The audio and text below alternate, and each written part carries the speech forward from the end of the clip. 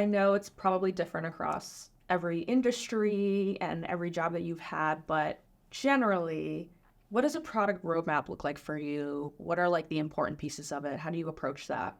Yeah, we've gone through so many iterations of what a product roadmap can look like, what works for an organization this year, might not work as a process next year. And so getting really creative to have people really engaged in the process in your quarterly planning or however you run that. At the base of it, product roadmap is going to marry your vision with the problems that you want to focus on. And so it's something that I like to say with the teams is ruthless prioritization. Product roadmap is a balancing act. It's a balance between chasing a shiny object, but also being too rigid can hurt you too. You can pass by opportunities that you should have, changed and been flexible and pivoted for. Overpromising and under-delivering, once you publish that roadmap, to be careful that it's not treated as hard dates or project timeline. There is a time and place for that, for sure.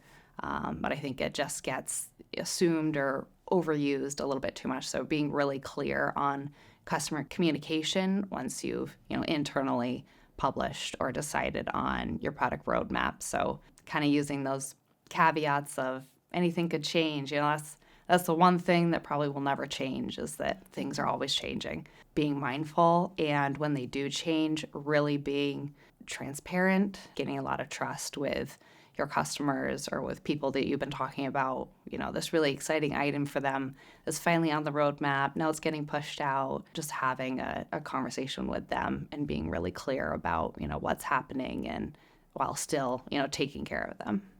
That feels like the most important part of an entire product roadmap, a whole roll around it, right? Yeah, absolutely. And the way, even the way the roadmap is structured can change people's thinking about it.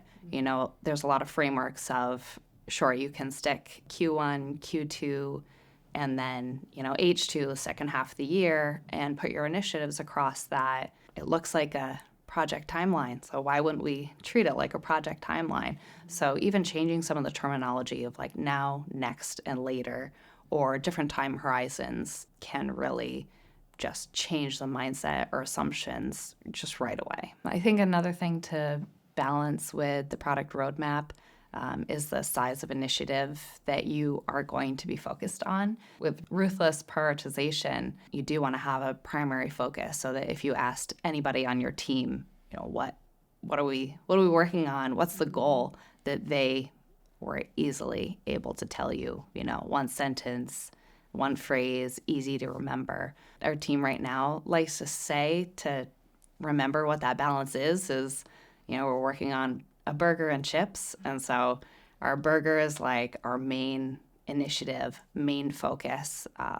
And that's going to impact our current product a lot and create more opportunities. Mm-hmm. And then our chips are, things that we learn from customer feedback, low effort, high impact, easy to turn around. If your team deals with your own support requests or bugs or hot fixes, that we try to maintain a balance of all of that. And so I think that's really important to, remember. Sometimes people won't commit to a really big initiative because it doesn't fit all in, 1 quarter or 1 month or something like that. Figuring out a way to break that down and iterate on it is important, but also finding that balance between, the burger and chips. Mm-hmm. And yeah, obviously our team is big on analogies, so there's an analogy for everything. And maybe food too. Yeah, definitely.